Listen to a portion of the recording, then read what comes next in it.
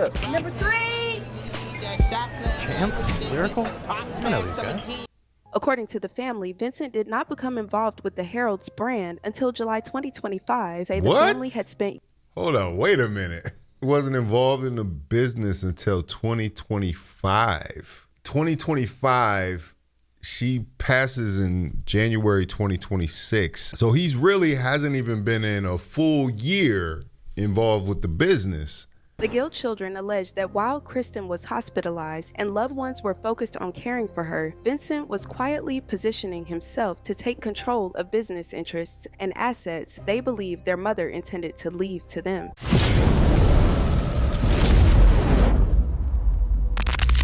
This one hits particularly close to home because as someone whose family has been through a similar legal fight, although to a lesser degree, it can get ugly. The Heiress Chicken Empire, Heiress Chicken, man, with some good chicken, I can't lie. The empire is in limbo right now because the CEO, Kristen Pierce Sherrod, has unfortunately passed away. There's a legal battle that's now starting with the kids from her previous marriage and her husband and the children she had with him. This is unfortunate, y'all. This should be a cautionary tale. You have to have your affairs in order. And I know it's easier said than done and nobody wants to think about it, but especially when you own a fried chicken empire, it's so important for the future of the brand. This video is from Dr. Leah Gordone. Heiress Chicken Shack had already become woven into Chicago's cultural identity. Following his death, leadership of the business remained within the family. His daughter, Kristen Pierce Sherrod, played a major role in guiding the brand for decades, while his second wife, Willa, helped oversee continued growth and expansion beyond Chicago. When my dad started, it was for the small man to get ahead. It was for them to learn about business, entrepreneurship, and we're still doing it to this day. We're still doing the community network. We still employing people. So we want to continue to do that as a national brand, just to see my father's name. He's no longer here. He's been gone 36 years. So it's keeping a part of him. It's just keeping him here. We are approaching 75 years and we're hoping that it will just last throughout the grandkids, great-grandkids, great-great-great-grandkids.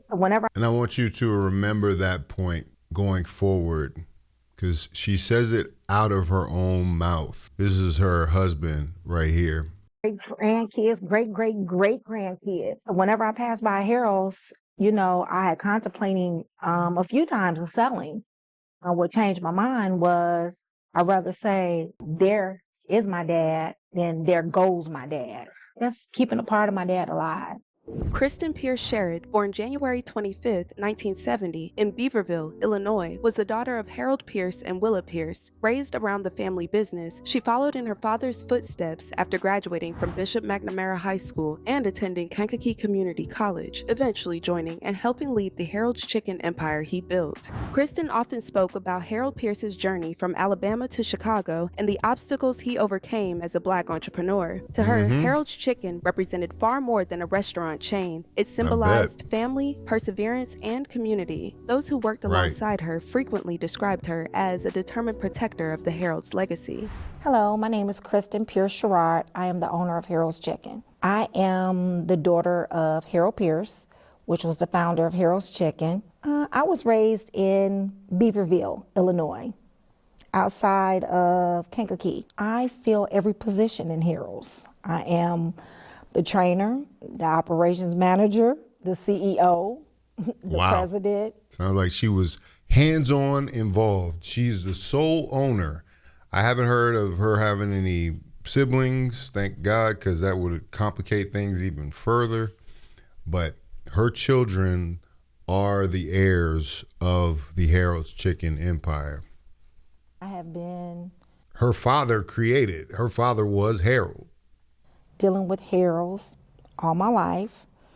I have been in the position that I'm in as far as the CEO, the operations manager for the past 20 years. I assisted my mom in 2000. I came aboard, even though that I did work in Heiress, but I shared the full capacity in 2000.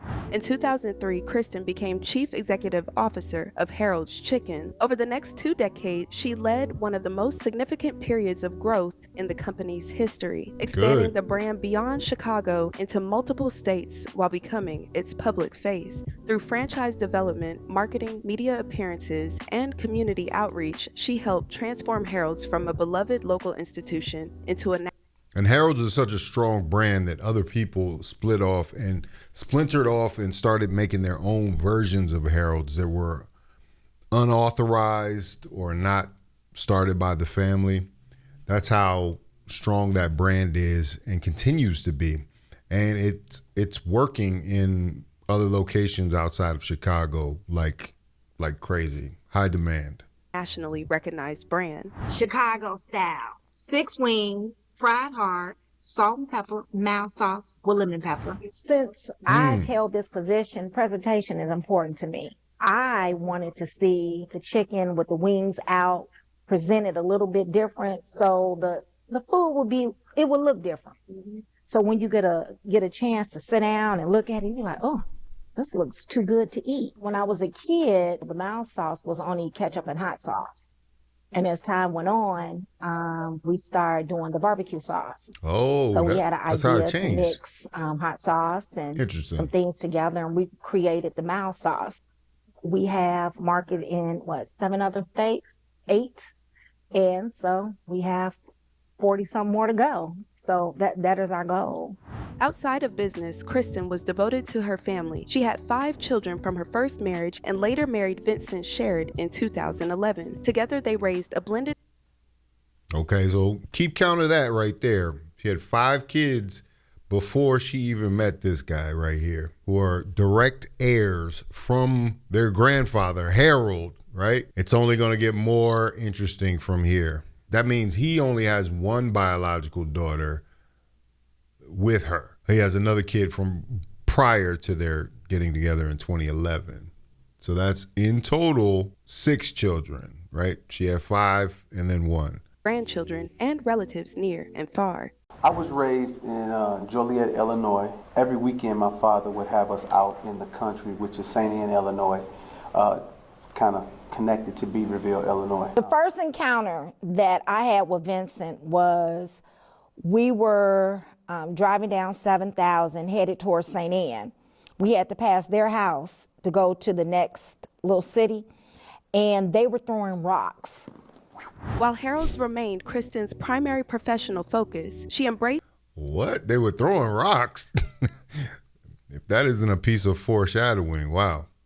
The farm life she shared with Vincent in Beaverville, Illinois. Vincent's passion for horses youth mentorship and equestrian programs eventually led to the founding of the Chicago Children Equestrian Center in 2021. Okay, so that's his business right there. I'm going to skip over that so we can get back more to the chicken, but they shared a love for life on the farm based on the business that he had. She had several pets, horses, and cattle down there, and it seems like they had a loving relationship, you know what I mean? My baby. Over time, the worlds of Harold's and CCEC began to overlap, and the couple often appeared together promoting both Harold's and CCEC at public events. In 2023, Harold's expanded its cultural presence through high-profile collaborations, including promotions tied to Chance the Rapper and Lyrical Lemonade's Acid Rap Anniversary celebration. Number 3. Chance? Lyrical? I know these guys. As the family that's became where the money more comes involved from. with CCEC, the Equestrian Center also gained greater public visibility alongside the Harold's brand. According to the family, Vincent did not become involved with the Harold's brand until July 2025. The adult children say the family had spent. Hold on, wait a minute. Vincent wasn't involved in the business until 2025. That's substantial here because 2025, she passes in January 2026. So he's really hasn't even been in a full year involved with the business.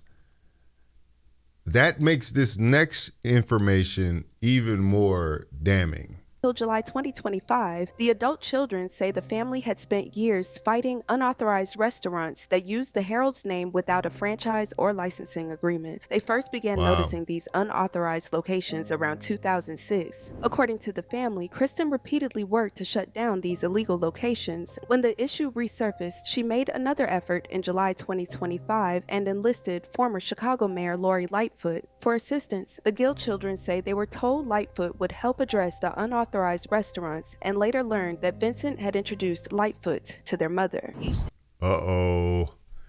Lori Lightfoot, the once mayor of Chicago, is now involved on Vincent's side. That's going to prove to be an interesting wrinkle if you know her history in the mayorship of Chicago. This is also very interesting. The correct logo, which is the man chasing the chicken. That is what my father created. That's what he started. It's the original. See the lawyers in it. How do you track down the store? Well, what we're doing now is we get feedback from different people when they come and say, well, that store just opened. Facebook, Twitter, like you, the story in the paper, pass it on to the attorney. You have a lot of people that are representing themselves as franchisees. They're not. Wow. We don't know anything about it. The only time that we can stop it is when we find out about it and then move past that. Well, you have the long-term. She's describing the legal battles that they were already facing before she passed. And now there's even more now. The only time that we can stop it is when we find out about it and then move past that. Well, you have the long-term existing stores, which people are still going to those stores. Those are legitimate. The stores that have opened up in the past couple of years, those are not legitimate stores. We're not opening up any stores right now. Until then, Vincent's involvement with Heiress was reportedly limited to consulting on the build-out and construction of new locations. I am like a site person. I check out the areas, check out the stores, approve the stores. I just go in and make sure the equipment is placed right, the colors. I build out the stores. Basically, that's what I do. Throughout their he's pretty clear, and this is the husband. He's laid out what his job was in his eyes prior to her death, prior to her passing, what his contribution was to the business. It was site specific. It was build out. It was more of an operations position. That's interesting because what happens next is crazy. Year marriage, Kristen supported her husband's business ambitions, but public records suggest she largely kept ownership and control of her business affairs in her own hands. According to records, Vincent's name did not appear on Heiress-related business filings until November 2025. Wow. By that point, Kristen's health had reportedly taken a serious turn. Court records state that Vincent became her healthcare agent and later obtained guardianship after physicians determined she was incapable of making personal and financial decisions. Damn, that's really sad. That's sad. So they knew that she would eventually no longer be able to run the business and make financial decisions. That should be a very key point to the claim of the children, the adult children. I think their last name is Gill. The fact that she was incapacitated, it was already said that she was not able to make financial decisions at that point. Anything that happened from there on, I would think a court couldn't uphold because of the fact that she was in an incapacitated state, that she was deteriorating or headed towards her untimely demise. The Gill children alleged that while Kristen was hospitalized and loved ones were focused on caring for her, Vincent was quietly positioning himself to take control of business interests and assets they believed their mother intended to leave to them. Vincent denies those allegations, arguing instead that he is carrying out his wife's wishes and protecting the legacy they built together. When Kristen died in January 2026, the controversy only deepened. What began as a family tragedy quickly evolved into a high-stakes legal battle over her estate, the future of the Heiress brand, and the question of who truly speaks for her final wishes. The most controversial part of the Herald's succession dispute involves the final months of Kristen's life. Court records cited by the Chicago Tribune show that Vincent was appointed Kristen's healthcare agent about 4 months before her death. Guardianship proceedings are typically 4 months before her death, he's moved in as a guardian. You know the move is happening right there. She's already, that's crazy. Now, he had been married to her for quite a period of time, which complicates things, especially for heirs, especially if y'all aren't seeing eye to eye and you're not on the same page. But that is a questionable move on a family business. Let's just make this clear. This is a business that's remained in this family for 75 years or so.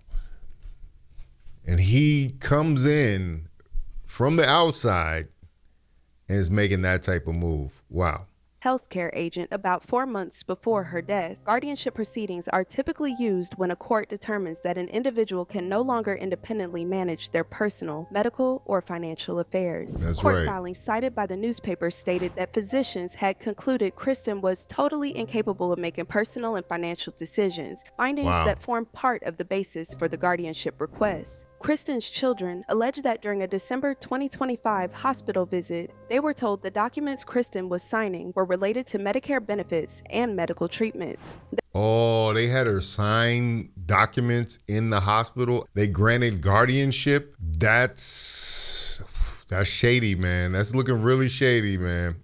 They later claimed those same documents were used to support an emergency guardianship petition that gave Vincent control over Kristen and her assets. As Wow. relatives, business associates, and attorneys examined the events surrounding Kristen's final months, questions emerged about the decisions made during that period and who was influencing the future of her business interests. The family's concerns are fueled in part by the timing of subsequent business filings while she was sick. The Gill children alleged that Vincent took control of assets, stripped funds from accounts, and left them locked out of the business and That's a crazy move right there. He drained the accounts, took control of assets, and locked them out of the enterprise following January 2026 death. So it was already, the wheels were already in motion. stripped funds from accounts and left them locked out of the business and properties after their mother's passing. My family and I are private. My name is Kyle Gill. I'm the son of the late CEO and president, Kristen Pierce, and I'm the grandson of the founder of Heiress Chicken. Since my mother's passing, we've been faced with tremendous hurdles at the hands of someone who was supposed to love her and care for her. Since my mother's passing, we've taken over all her responsibilities happily, without having little to no access to the very business that my grandfather started and the very business that I've been working for my whole life. Yeah, if something's in your family for that long and somebody comes along, I don't even care if it's been since 2011. Like, that stuff needs to be already ironclad, unfortunately. Like, that's crazy that he could just come along and then start changing stuff out so that he could gain control as the husband. I think these guys have a rightful claim. This is like Game of Thrones or something. You know, this is like House of the Dragon. You got to make sure your claim is right for the kingdom. I know a lot of people are asking how, especially since my mom had a will and a trust. Well, he had his attorney, former disgraced mayor of Chicago turned lawyer, come to the hospital. He said it was for better care and better treatment. Months later, we found out that was a lie. So the son is maintaining that they have a will and a trust already established, but the husband is contesting the will, which I don't see how any court could uphold his claim against the will and the trust that's already been established during her life, you know? I wonder if it was an irrevocable trust. About a week later, into my mom being there, he applied for guardianship. He applied for the guardianship, stating that my mom didn't have any other children besides my youngest sister, who was 13. What?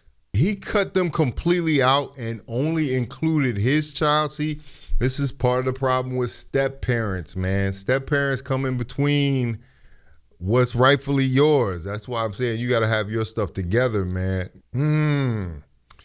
That's crazy. Now, her husband is a convicted felon. He spent years in prison. Wow. On the day that my mom passed, it was me, my brother, and my sister Casey in the room. So we had to call Keely, and Casey called my aunt, and Casey called my mom's husband. When Keely had got there, we were discussing how we were going to get our little sisters to the hospital. He said I would get them. He brought them back. Our little sisters ran into the room out of breath. They didn't know anything that was going on. Wow. He was nowhere to be found, and we had to tell our sisters. Wait, so the husband wasn't even there when she was dying after he took guardianship? He should have been the first one there, or the main one there, really. If that's the case, oof. It seemed like the wheels was moving already on what he was planning to do. Now, after our sisters arrived, he was nowhere to be found.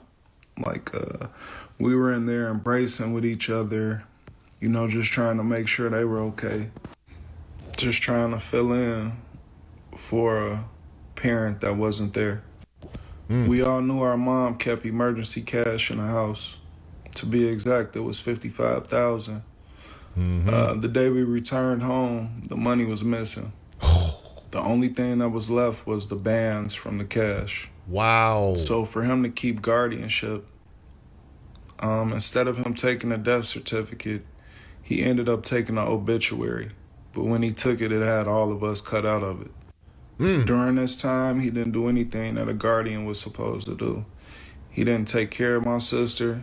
He didn't feed my sister. He didn't even make sure my sister was in school. So my sister was out of school for truancy, but my father stepped in and helped us, and he paid the bill. It was especially So I guess in his mind, the 13-year-old is the only true heir and the only beneficiary, according to all this late filed paperwork, I'm sure, like in 2025. To think that something in that short a period of time can supersede something that has been established in your family for almost a century is crazy.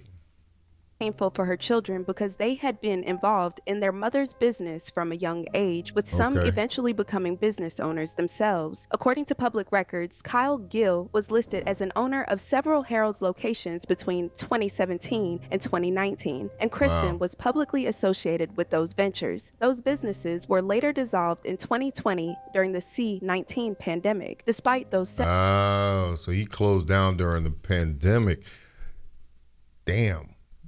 Does that lessen his claim, or does he still own some Harold's restaurants? Sheesh. setbacks, the family remained closely connected to the brand and its legacy. Despite a 14-year marriage, public records suggest Kristen kept her business interests separate from her husband's. Vincent's name. Boom. That's a key fact as well. If she kept everything separate, there's a reason for that.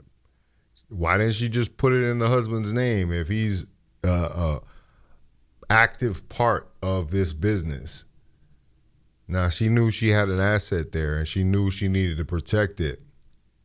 Because as she said in the beginning, this is her children, grandchildren, and great-grandchildren's legacy. Man.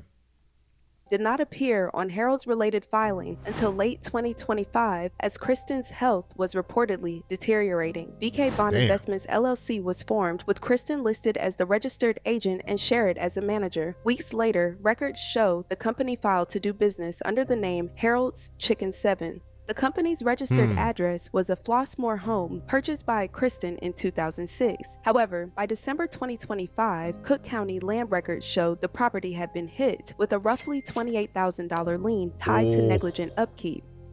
Stop playing the bills. Wow. When was that? 2023? for a filing fee. You see that filing fee? Filing fee was only $150. You mean to tell me he was able to transfer this whole business for $150? That's crazy. However, by December 2025, Cook County land records showed the property had been hit with a roughly $28,000 lien tied to. So he stopped paying on the address that the business was organized in, and now it's got a property lien. Sheesh. Negligent upkeep. The business activity did not stop there. Around the same period that new Herald's related filings were being made, a scripted television project bearing both Kristen's and Vincent's names in the credits reportedly premiered. On November 12, 2025, he launched the Cowboy Tip YouTube channel, a ranch and cowboy focused media brand featuring livestock, rodeo activities, youth mentorship, family content, and ranch life programming. Through the project, Vincent presented himself as a farmer, mentor, filmmaker, media personality, and CEO of Heiress, while highlighting the rural lifestyle and community work that had become an important part of his life. So he already made a move right there. He's calling himself the CEO on this channel that was established in 2025. Interesting. CEO already. Named himself as CEO. That's crazy. Only a limited number of uploads, the channel appeared to be in its early stages of development. In every business venture, he consistently acknowledged Kristen's contributions and proudly identified himself as her husband. There is no public evidence to suggest that these projects were pursued without her knowledge or support. However, her adult children disagree. Although Kristen appeared connected to several of these ventures, they emerged during a time when she was seriously ill. The Gill children maintained that while they were caring for their mother, Vincent was focused on business projects that ultimately positioned him for greater control after her death. During this time, he didn't do anything that a guardian was supposed to do. He didn't take care of my sister. He didn't feed my sister. He didn't even make sure my sister was in school. So my sister was out of school for truancy. But my father stepped in and helped us, and he paid the bill. He neglected any dealings with the family property and hadn't stayed there since January. Wow. Him and his former disgraced mayor have lied countless times in documents. Recent event that just happened out here in Las Vegas. He hasn't been to Las Vegas in 3 years. He lied and said I pulled a firearm on him in the house. What? I was wrongfully taken to jail. Once they found out what he said was fabricated, they let me go. Wow. But by that time, the What does this say? This says his jail intake. It was fabricated. Inmate intake property. Oh, okay, this is his cell phone property. They let me go. But by that time, the damage was done. Black and Cherry Real Estate let him into the property that I was paying on for the. He just seems defeated too, by the way. Like, he's just so low energy here, and sounds like he just been run through the ringer, man. I don't know this man, but I would be distraught as well if my whole family legacy is hanging in the balance and my stepfather has stepped in there to reap the benefits. It's crazy. Past year, I had to watch them give him access to all of our belongings. I didn't get back into the house until 12 days later, and that's when I found out that $60,000 worth of our stuff was missing. Well, the landlord is about to call you. Call me?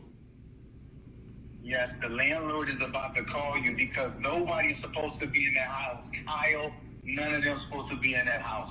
I told her I just sent you down there to check on stuff. Yeah. So you could be in there, but Kyle, Kobe, nobody's be, and they coming to check that house out. Oh yeah. Okay. So he's having them kicked out of the property that they were living in, or at least maybe she was paying for. It sounds like it was leased property. So maybe she said there's a landlord and somebody outside. So maybe she was financing the place. To get evicted and your family business stolen at the same time, man, that's enough to make you go crazy, man. How did the house look? House nice. What you mean? Everything is in order. I was locked out of the house for 12 days. I had 2 pair of clothes, and my dogs have been taken to the pound. I had to pay $500 to get my dogs taken out the pound. They even took his dogs? Damn, they took the man's dogs. This is crazy. He's been robbed. I don't care what you say, where you fall on this. This is highway robbery. They even took the man's dogs. He got to pay $500 to get him out the pound. Wow. Any place to go because I couldn't go back home, and my whole family was in Chicago. I went to court on the 6th. They gave me access, but the owner didn't want to let me in, so I had to wait another 6 days. Went to court on the 12th, and that's when I seen that all of our stuff was gone. He got my mom's cars towed. There were sentimental things in the house that my mother kept from my grandmother to give to the girls. Those things were missing.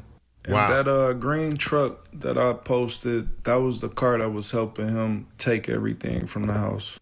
So we've had money stolen from the business without any accounting or anything. Sadly, Kristen died on January 11, 2026. After her death, one of her daughters filed a purported will that left the Heiress brand to her 5 adult children, describing them as the keepers of the mild sauce and the future of the brand. Vincent, however, disputes the document's authenticity and argues that Kristen died without a valid will. And see, that is the loophole that Vincent has against them, is that if she didn't have a will, then it's up for grabs pretty much, and then he can kind of move in. But man, get them kids, they part of their legacy, man. That's the craziest thing. This is the craziest thing. You're gonna cut them out entirely. Not only cut them out, but evict them and take all the property, the family heirlooms, the money that was at the houses. Man, this is cold-blooded right here. Do right by these kids, man. This is crazy, man. Like, because there's a way that everybody can benefit, but if you just want to take it for yourself, you're going to end up with nothing. I'm pretty sure of it. On March 18th, one of Kristen's daughters filed in Cook County Circuit Court an application to transfer the will to Will County, where their mother lived. Attached to the application was a 6-page document dated October 12th, 2025, and stamped copy that bequeathed the Heiress Chicken Shack brand to my beloved children, Casey, Kaya, Keel, Colby, and Kyle Gill. I have lived through the... That's the older 5. That's the adult children. Complexities, heartaches, and legal burdens that come when a family business is not clearly protected from outside interests or secondary marital claims. I'm establishing these strict provisions today so that you never have to endure the same struggles we did to reclaim what is rightfully yours. That's profound. If the will says that, and they can prove that she actually had this will in mind, then he's done. Like, you know what I'm saying? The stepfather's done. He can't fight against that. It sounds like it's drafted pretty, and it makes sense. That's what she literally said in the video.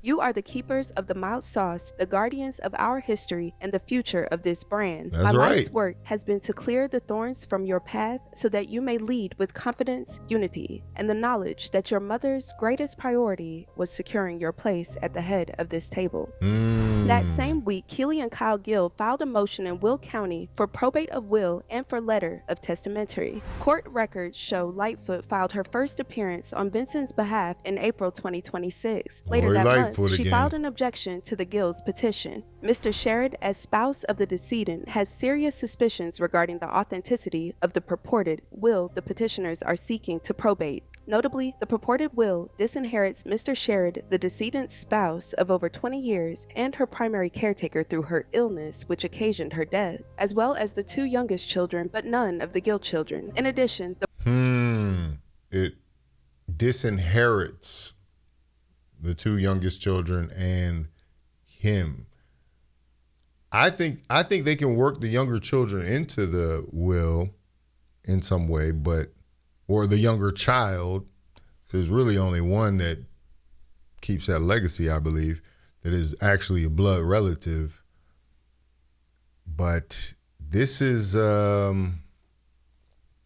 interesting. I wonder if this is why she kept everything separate from him until like she was basically in the hospital until she couldn't actually control these. She couldn't actually control her business affairs. Interesting. A purported will is deficient and lacking certain details for a will to be admitted to probate. Mr. Sherrod believes that the decedent actually made an intentional decision to die intestate. Soon after their mother's death, Lightfoot continued, the Gill children were approaching HCS's license. Hold up. So intestate means passing away without a valid will. Who would want to do that with a reported $70 million empire?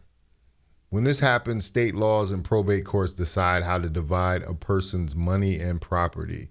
So they're banking on the possibility that she wanted to die without a will when there is a will, and now the will has come into play. To die intestate. Soon after their mother's death, Lightfoot continued, the Gill children were approaching HCS's licensees and franchisees, as well as an important vendor, and falsely representing that they and no one else were in charge of the company, and that these businesses should make immediate cash payments to the Gill's personal Venmo accounts. Wow. To the Venmo accounts. They couldn't get a business account? That's kind of crazy. They wanted the money direct. Send it to me. Actions created a significant amount of confusion and disruption of the HCS business operations. Mr. Sherrod chose not to report these thefts and misappropriation of corporate funds to law enforcement, as he was still grieving the loss of his wife and did not want to escalate issues with the Gill children. Wow. So he's trying to say he didn't report these thefts and misappropriations of corporate funds. That's crazy. After they called all the franchisees and told them to send the money directly to them. That would have been the right move, but it should have been more official. I wish they had more legal counsel in this. It sounds like they're lacking the business backing and the legal backing to actually make those moves. You notice when Anna Nicole Smith, her husband died, and she married him very late in the process, and he had a fortune. Those kids knew exactly what the situation was. They was like, I don't care if you marry him or not. Like this money has already been allocated and has been allocated. These children were older than she was at the time. So they were like, yeah, maybe the daughter is entitled to something, but you're not coming in here and just taking over this fortune, which unfortunately I think some second spouses believe they have the right to. Despite their conduct. An attorney for the Gill children, Candace Hansford, did not respond to requests for comment, but said in a recent court filing, the last will and testament of the decedent, which Mr. Sherrod prematurely contests, plainly bequeaths business interests to all of the decedent's adult children and serves as the initial basis for petitioner's assertion that actions take in contradiction to that purpose pose a risk to the estate. Hansford also petitioned to have Lightfoot removed from the case, though the judge denied the motion. Records show their mother's wishes and the future of the family business. And my siblings and I are not just going to let this go without a fight. So I'm asking, if you love Chicago, if you love the brand, if you just love the camaraderie of what it does to the city, I'm asking that you please support us and stand behind us. This is a legacy that we want to hold on to and we want to treat right. The legacy wouldn't be the same if it was in somebody else's hands outside of the family. Right. What sense So I'm does that asking that you guys stand behind us, whether it's a like, a share, whatever it is. I'm asking that you do it for us. And we do have a GoFundMe. All proceeds are going towards safeguarding the Chicago legacy. Thank you.